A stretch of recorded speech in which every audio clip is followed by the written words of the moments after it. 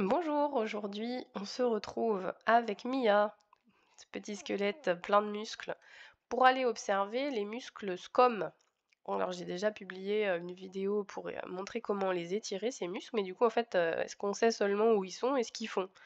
Et ben la plupart du temps on le sait pas parce que déjà c'est pas le muscle dont on parle le plus alors que souvent c'est quand même un gros muscle et il a beaucoup de raisons d'être connu de vous. Donc on va déjà enlever quelques muscles pour qu'on voie un peu les os sur lesquels on s'insère. J'ai enlevé les muscles autour du crâne. Ce sont des muscles paussiers pour faire bouger la peau du crâne.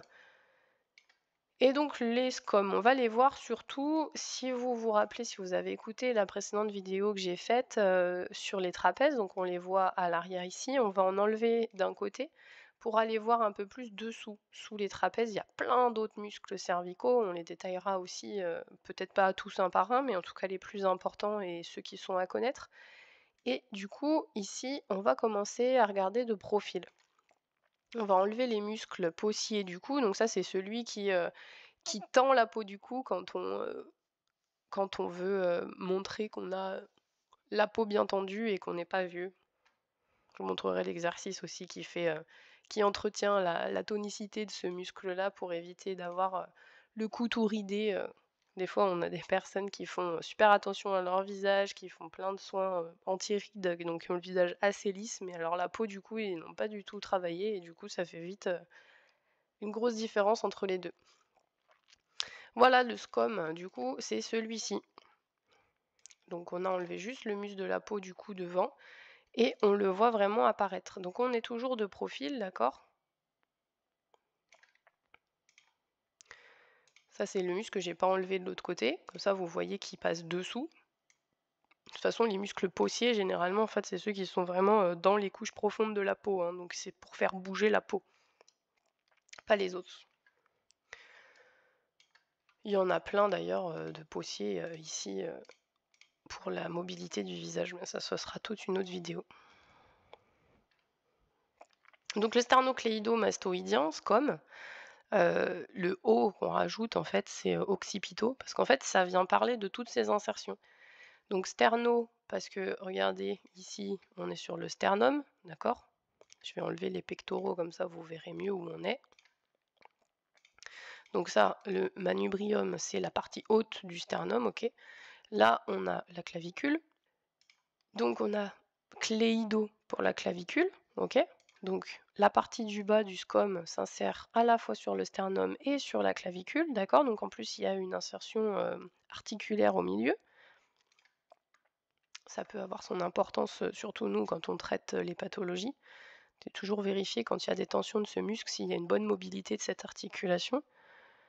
Et mastoïdien parce qu'en fait cette partie-là du crâne qui est un peu arrondi, je vais vous atténuer le muscle pour qu'on voie sa forme, vous voyez là-dessous c'est un peu arrondi, ça s'appelle la mastoïde.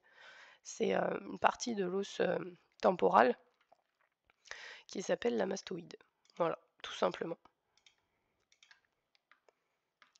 Et quand on dit SCOM, en fait, on rajoute son nom complet, c'est sternocléido-occipito-mastoïdien. Occipito parce qu'en fait, cette partie-là, c'est l'os occipital, tout simplement. Hein. Donc ça veut dire qu'en haut, il s'insère, je vais le remettre, il s'insère à la fois sur l'occiput et sur la mastoïde de l'os temporal, d'accord? Et en bas, on a dit clavicule et sternum. Et on a ce grand muscle qui est là, devant, et qui s'insère sur tous ces os. Pourquoi ce muscle il est important? C'est qu'en fait, il a un rôle assez important de mobilité de la tête. Donc on va essayer de les montrer un par un. D'abord, il va participer à l'élévation des côtes parce qu'en fait, alors indirectement, parce qu'en vrai, il n'a pas des grosses insertions au niveau des côtes, il va participer notamment par le travail en fait avec la clavicule. Donc c'est pas forcément ce qu'on va voir le plus. Hein. Donc élévation des côtes, c'est le mouvement inspiratoire en fait. Hein. Quand on inspire, on a les côtes qui s'ouvrent comme ça. C'est pas le mouvement le plus important. Il a surtout un gros rôle de flexion de la tête. Et du coup, hop, flexion, la tête qui bascule en avant, c'est comment je regarde mes pieds. ou comment j'ai honte, ou comment, je baisse la tête, comment je montre ma soumission. Enfin, il y a plein de raisons émotionnelles aussi d'avoir ce mouvement et des fois quand on a inconsciemment, on porte, justement toutes ces émotions-là, on a sans se rendre compte et sans le faire vraiment exprès, une posture de la tête qui est toujours penchée en avant. Donc ça veut dire, une grosse, grosse participation de ce muscle notamment là pour faire fléchir la tête.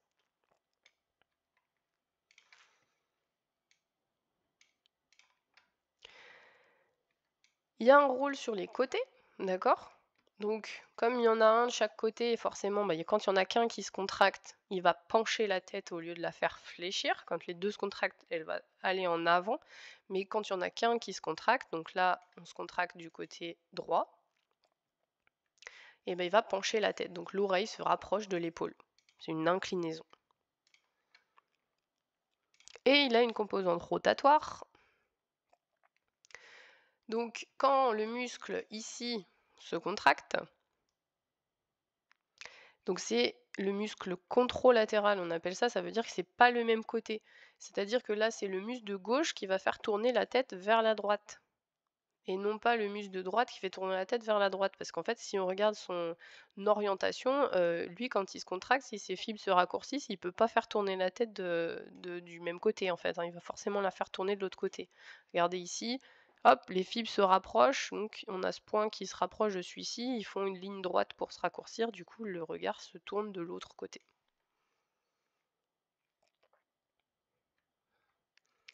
Donc avec tous ces mouvements, vous avez vu qu'en fait, le sternocléido-mastoïdien, ou SCOM de son petit nom, il est énormément sollicité dès qu'on va bouger sa tête en fait, hein, et il fait partie aussi de tous les inspirateurs accessoires qui sont, souvent beaucoup trop utilisés quand on a des cycles émotionnels aussi de stress.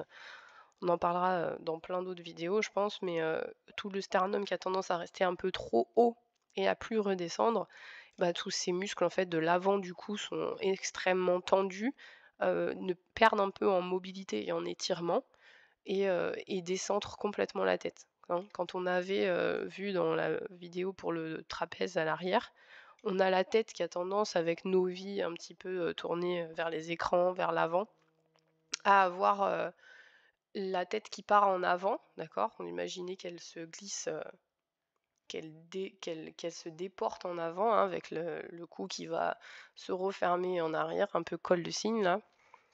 Donc en fait, on a un SCOM qui va raccourcir sa longueur parce que du coup, la tête, elle va avancer. Donc si cette zone-là se trouve ici, on aura un SCOM qui est vachement plus droit, vertical, que penché vers l'arrière. Donc c'est pour ça que c'est un peu assez important aussi de bien l'étirer et de bien lui rendre sa mobilité. C'est pour ça que lui, on va l'étirer en ramenant la tête en arrière en fait, et non pas en avant comme les trapèzes, puisque finalement ils sont assez opposés.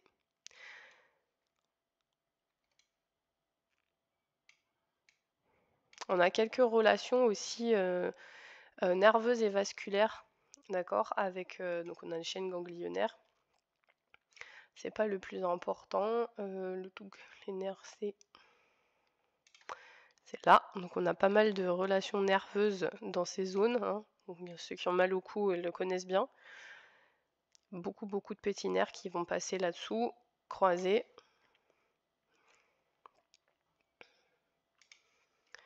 Beaucoup de vaisseaux sanguins, les grosses artères, carotides, jugulaires. Voilà, tout ça c'est très en lien et très, très en rapport avec les muscles SCOM.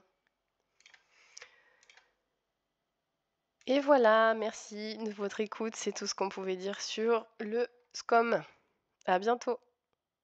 Connaître son corps pour mieux le comprendre.